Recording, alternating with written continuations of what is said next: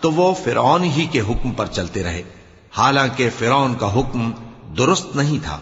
وہ قیامت کے دن اپنی قوم کے آگے آگے چلے گا، پھر ان کو دوزخ میں جا اتارے گا، اور جس مقام پر وہ اتارے جائیں گے وہ برا ہے۔ اور اس جہان میں بھی لعنت ان کے پیچھے لگا دی گئی، اور قیامت کے دن بھی پیچھے لگی رہے گی۔